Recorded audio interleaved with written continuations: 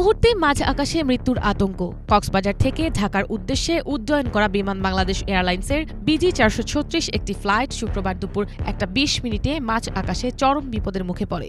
আকাশে ওড়ার পরপরই খুলে পড়ে বিমানের চাকা। জীবন মৃত্যুর সন্ধিক্ষণে তখন 75টি প্রাণ। আতঙ্কে জমে যায় যাত্রীদের নিঃশ্বাস। তবে শেষ পর্যন্ত একটি চাকা না থাকলেও ক্যাপ্টেন মোহাম্মদ বিল্লাহের নিখুঁত দক্ষতায় নিরাপদে অবতরণ করে উড়োজাহাজটি। চাকা খুলে যাওয়ায় পাইলট তখন ঢাকার এয়ার ট্রাফিক কন্ট্রোলকে বিষয়টি অবগত করেন। পাইলটের বার্তা পাওয়ার পরপরই ঢাকার শাহজালাল আন্তর্জাতিক বিমানবন্দরে জরুরি অবতরণের সিদ্ধান্ত নেয় বিমানটি। পরে দুপুর 2:10 মিনিটে শাহজালাল আন্তর্জাতিক বিমানবন্দরে ফ্লাইটটি নিরাপদে অবতরণ করে। বড় ধরনের দুর্ঘটনা থেকে রক্ষা পেয়ে যায় বিমানের 75 আরোহী। শিশুসহ 71 জন যাত্রী ছিল এই ফ্লাইটটিতে। বিমানের চাকা কিভাবে খুলে পড়ে যেতে পারে তা নিয়ে বিস্ময় প্রকাশ করেছেন ওই ফ্লাইটের যাত্রীরা। তাদের অভিযোগ, ফ্লাইটের আগে পরীক্ষা নিরীক্ষায় গাফলতি ছিল। বিশেষজ্ঞরা বলছেন, এমন পরিস্থিতিতে উড়োজাহাজ নিরাপদে নামাতে পাইলটের দক্ষতা ও উপস্থিত বুদ্ধির ওপরই নির্ভর করে অনেক কিছু।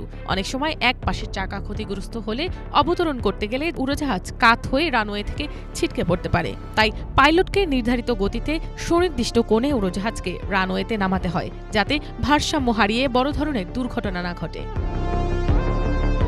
বিমান বাংলাদেশ এয়ারলাইন্সের এই পাইলট ক্যাপ্টেন জামিল বিল্লাহ এর আগে বোয়িং 737 ও 787 ড্রিমলাইনার ফ্লাইটে ফার্স্ট অফিসার হিসেবে দায়িত্ব পালন করেছেন। তার রয়েছে 8000 ঘণ্টা উড্ডয়নের অভিজ্ঞতা। বিমানবন্দর কর্তৃপক্ষ জানিয়েছে, এই ঘটনার পর অন্যান্য ফ্লাইট চলাচল স্বাভাবিক রয়েছে। তবে BG-436 ফ্লাইটটির বিষয়ে একটি তদন্ত প্রক্রিয়া শুরু হয়েছে।